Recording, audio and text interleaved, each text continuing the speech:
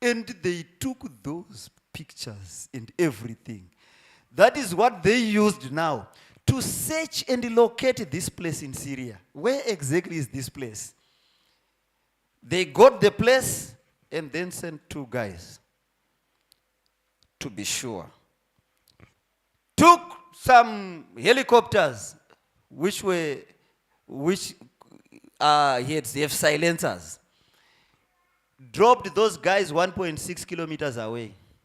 And those guys walked on foot, got to the place, and got some samples. Soil samples close to the building, soil samples in the water around, the water itself. And they ran away. Picked again, went back to Tel Aviv. Tested those samples, and they understood that the stage of this reactor is so far. If they bomb it, it will not affect anything. That is when they sent their planes at night. But they were saying Syria is more sophisticated than what they did in Iraq. Because in Iraq, they destroyed the reactor in Iraq. And Iraq has it didn't have then very powerful machinery to pick the enemy coming. But the Syrians had. So what they did, their planes had gadgets that could disturb the machinery or the computers of Syria, to an extent that those planes, as they were coming, they were picked on the computer. But when they were picked, before he could react, while he's trying to check, the computer went blank. Then after it had gone blank, it resuscitated again. Opened up, there was nothing. So they said, there's nothing. That is the time the guys were coming in at low altitude. And they bombed. After bombing, they went back. But Syria could not admit that our reactor has been bombed, because that's a deal of drugs where you can't report, where you can't admit, because you are doing wrong and everything. But when that happened, Israel, now this is where, as Christians, we miss it. Because we just want to make sure we work with the symptom. They wanted now to understand. They had a meeting where they wanted to understand, hey, tell me guys, how can Syria, our neighbor here, build for years a nuclear reactor and we fail to know it? Only to know it when it is near completion. Why? Then they had to understand that the same Syrians had also a strategy. In transmitting information, they did not use their computers. They did not use the emails, the whatever, WhatsApp and whatever information. They did not use that. They were using DHL with some letters written in black and white. So that when that motorbike gets to a roadblock, they just say, okay, what are you carrying? Some letters. Yeah, you can pass. That is when they discovered that. They said, oh, this is where we missed it. Right. Went further because they want to go to the root cause. Who in Syria is doing this? Who is responsible for this? It can't be Assad, the president. No, there's somebody. Then information leaked saying, oh no, it's Suleiman, the general, who is responsible. They said, no, he must die. Because if he dies, nobody will take up this project. So he was under surveillance. For a period, they agreed we cannot kill him in Syria because there is too much protection, especially in the capital city. There is too much protection. They waited one day. He said, I have to go to home, to his home area. Right there in Syria. But his home area is overlooking a sea. They said, there comes our chance. they sent two guys, sea divers. They stayed for a period watching what is happening at the house. And they knew when he comes what happens. And they got it, that he has arrived. They got so close but in water.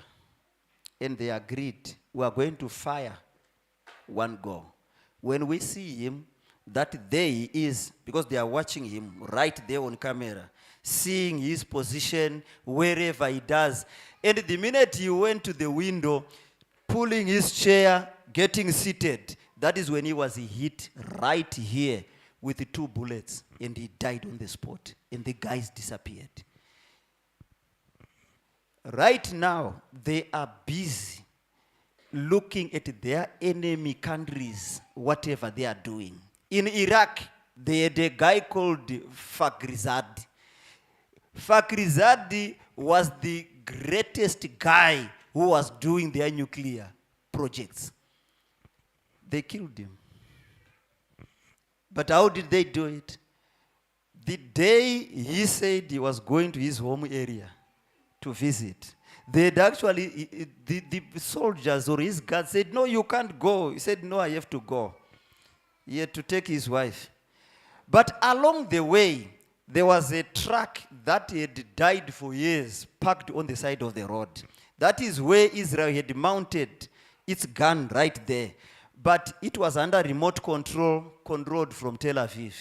When he arrived there, there were some explosions. After the explosives, the gun fired. And that is what killed Fakhrizadeh. That was his end. Why am I saying this? I'm showing you that our enemy has been fighting for years. He has too much experience in dealing with believers, especially the make of us. He knows where you leave your territory, where you leave the word, where you leave church, where you go away from the pastor. He is quite aware that right now you are not in good books with the pastor. That is when he strikes. So be careful because of that. We can go on and show you these things. But my brother, my sister, I want to get into what you have to understand as we get into our message this morning. Right. Listen what Brother Branham says. Hebrews, still paragraph 78, he said, in this tabernacle here, when things go wrong, okay, are you listening to that? When things go wrong, it means it's now us or this too is over. There is something wrong with your experience. It means you mustn't leave the place because there is a fuss. You mustn't leave the place because things are going wrong. No, you don't leave the place because of that. As a soldier, you fight to the end. As a soldier, you fight until you die. It's either you are alive or you are dead. One of them has to exist. We have a custom here. We have an order here. This church is based upon the principles of the Bible. Is that so? If there is somebody in here not doing right, and you think they are not, you go to him and talk to him. Those are the principles of the Bible. As a fighter, you don't see somebody doing wrong and you pull another brother and you talk about that person doing wrong. No. You don't do that. Go to that person. You are a soldier. You are fearless. A soldier doesn't fear to die, doesn't fear to be rebuked, doesn't fear to be mocked. No, because you are a soldier. Why? You are protecting what you were told by God to protect, which is the word. If you can't reconcile him, then take some brother with you. It's clear. One or two more. If he won't be reconciled,